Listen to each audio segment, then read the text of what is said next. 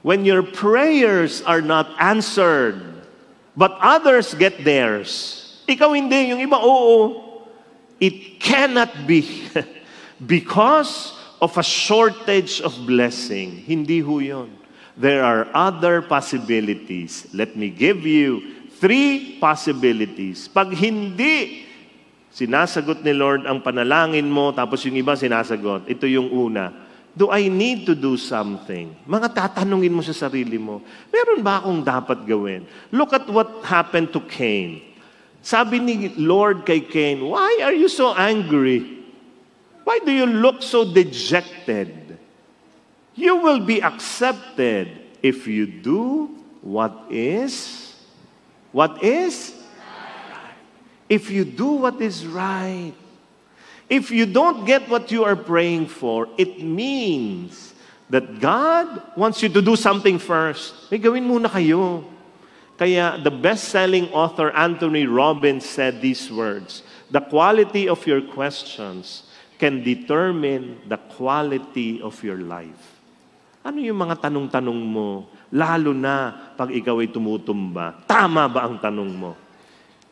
There are 2 mindsets, scarcity at saka abundance mindset.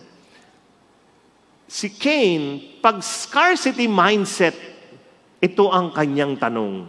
Pag scarcity mindset ka, ito ang tanong mo, why is God unfair? Bakit siya, hindi ako? How can He be a better than me? Bakit mas maganda sa kanya? How can I get rid of him so I get His blessing? That is scarcity mindset. What is abundance mindset? Si Cain, dapat itong tinanong niya. How can I offer a better sacrifice next time? Paano kaya? Kasi si Cain, kumuha-kuha lang, tapos binigay kay Lord. Si Abel, pinag-isipan niya. Ang kinuha niya yung firstborn. Alam niyo ba ibig sabihin? Tingnan niyo yung kamay ko Ito ang firstborn. Sa firstborn, pwede pang magkaroon ng mga anak yan.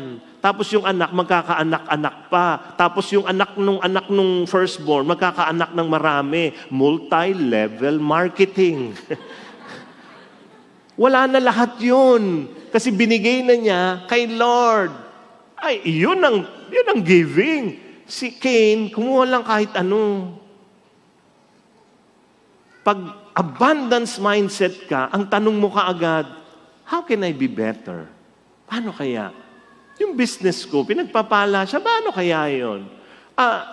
Ano kaya ang maling ginawa ko na tamang ginawa niya? Ang ganda ng mga tanong. At ang pinakamagandang tanong, how can I get able to coach me on how to sacrifice well? That is abundance mindset. Ang scarcity mindset, patayin. Alisin ang kalaban. Ito hindi. Let me learn from them. Am I doing the right thing? The second is this, is it the right time? Pagka hindi binibigay ni Lord, tapos binibigay sa iba, tama ba ang panahon? Alam niyo, may nag-message sa akin. Sabi niya, bakit ho ganon? Nagpapakabait naman ako. Pero bakit wala pa rin akong jowa? Alam niyo, gusto kong sagutin na, ewan ko. Itanong mo sa nanay mo. So imagine mo kung tinanong niya, nanay, pangit ba ako? Ang sagot ng nanay sa kanya, may jowa ka ba? Wala po. Exactly. Huh? Diba? When you don't get what you are praying for, it may not yet be the right time. But I would like you to declare this. Lord, I am next. Sabi niyo nga, go!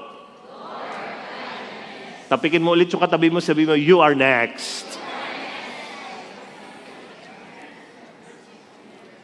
And number 3, pag sinasagot ng iba ni Lord yung panalangin nila tapos hindi sinasagot sa'yo, the next question you need to ask is this, is there something better coming my way? When you don't get what you're praying for, you may be praying for the wrong thing. Sa Tagalog, hindi bagay sa'yo. Pinipilit-pilit mo, hindi naman bagay sa'yo. Hindi. So instead of saying, why do others get good stuff? Say in faith, something better is coming my way. Sabihin nyo nga yun, something better is coming my way. Something better. Bakit? Kasi ang Diyos ay mapagbigay. He wants to bless you. Put your hand upon your heart again. Sabihin niyo ulit yung ating declaration, I have more than enough. Go! Tapikin niyo yung katabi niyo, sabihin niyo, you have more than enough. Let's all stand, brothers and sisters. Your life is made up of your choices. Huh? Adam, Eve, Cain had a choice, but they chose poorly. Why? They bought the biggest lie of the enemy. And this is the ultimate strategy of the devil. God is not good, and therefore cannot be trusted. At dahil naniwala sila doon, anong ginawa nila? They took matters into their own hands. And once you do that, you will fall into worry, you will be stingy, and you will fight others. Pag feeling mo, Lord, di ka naman nagbibigay eh. Binibigay ko naman lahat sa iyo, tapos di ka nagbibigay. Balikan niyo yung tatlo kong sinabi, ha? Yung mga tanong na yun. So my question to you is this, will you trust God?